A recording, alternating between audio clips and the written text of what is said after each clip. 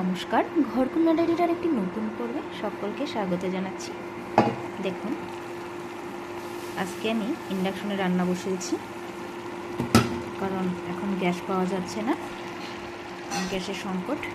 আর যাও পাওয়া যায় দাম বেশি না, তার জন্য এই ইলেকট্রিক চুলাটা আমি ইউজ করতেছি। তা আমি রান্না বসিয়েছি। এখানে পালং শাক আলু দিয়ে একটু ঝোল ঝোল মতো করব। অন্য সময় ভাজি করি, আজকে একটু ঝোল ঝোল করব।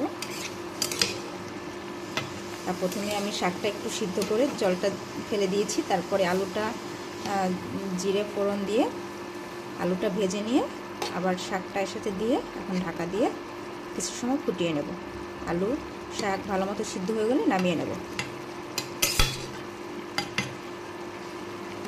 আর এইদিকে আর এই যে আমি আস্ত কাঁচা লঙ্কা দিয়েছি, আর এইদিকে গাজর আর সিম কুচি করে নিয়েছি, এটা ভাজি করব।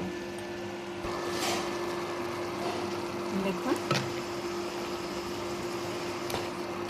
ভালো করে নেড়ে চেড়ে দেব, ঝোলটা একদম ঘন ঘন হয়ে যাবে, তারপর নামিয়ে নেব।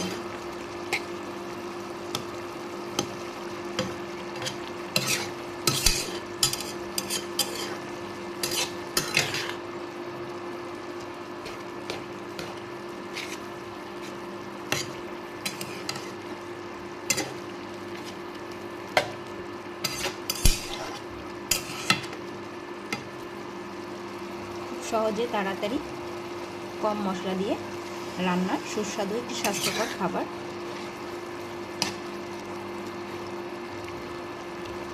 পালং শাক দিয়ে আলু দিয়ে ঝোল। তা আমি এটা নামিয়ে নিচ্ছি। এই যে দেখুন, আমি পালং শাক আলু দিয়ে ঝোল এটা নামিয়ে নিয়েছি। আচ্ছা, এবারে কড়াইটা আবার বসিয়ে দিয়েছি। এবার আমি তেল দিয়ে এটা ভাজি করব, গাজর আর সিম। দেখুন, আমি আবার কড়াইতে দিয়েছি, দিয়ে পাঁচফোড়ন দিয়েছি, সরষের তেল দিয়ে দিয়েছি। এবার পাঁচফোড়নটা একটু নেড়ে চেড়ে নিয়ে সবজিটা দিয়ে দেব।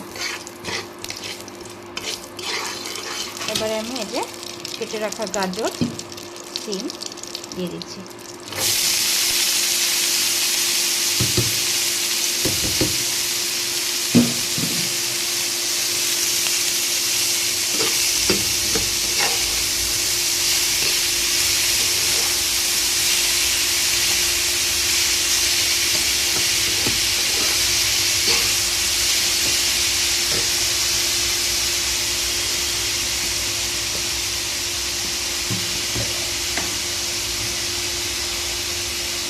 এবার দিয়ে দিচ্ছি পরিমাণ মতো লবণ।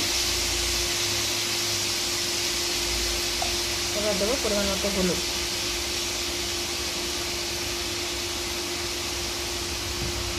এবার নেড়ে চেড়ে মিশিয়ে ঢাকা দিয়ে দেবো।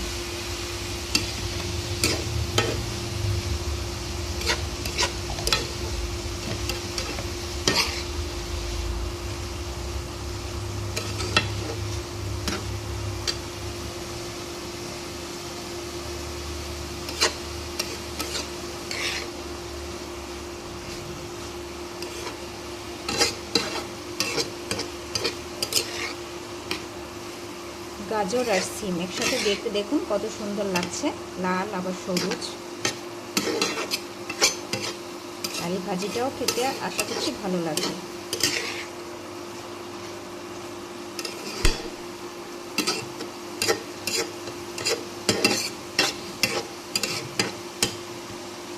এবার এটাকে ঢাকা দিয়ে দিচ্ছি।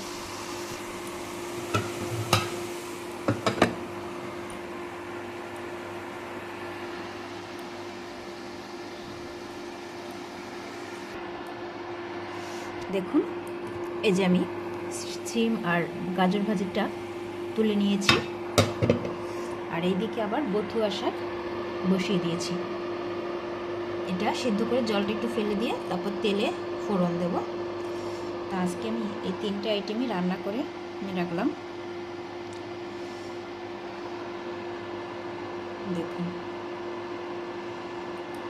বথুয়া শাকটা কিন্তু একদম টাটকা আর খুব সুন্দর দেখতে। তা আমি কাটিনি, আস্তে আস্তে এরকম দিয়েছি। সিদ্ধ হলে এমনিই নরম হয়ে যায়, তখন খুন্তি দিয়ে কেটে কেটে দেওয়া যায়।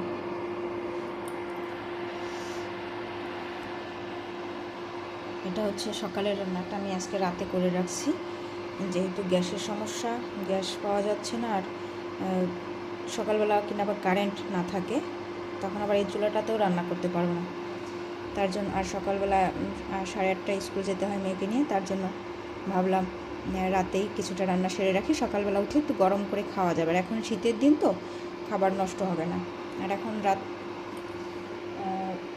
11টা বেজে গেছে, এখন করে রাখলে খুব একটা সমস্যা হবে না। শাকটা একটু সিদ্ধ করে নিই।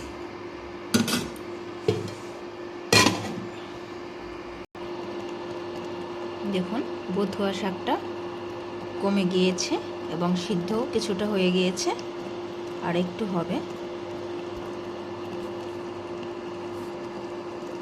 তা আজকের ভিডিওটা আমি এই পর্যন্তই করলাম।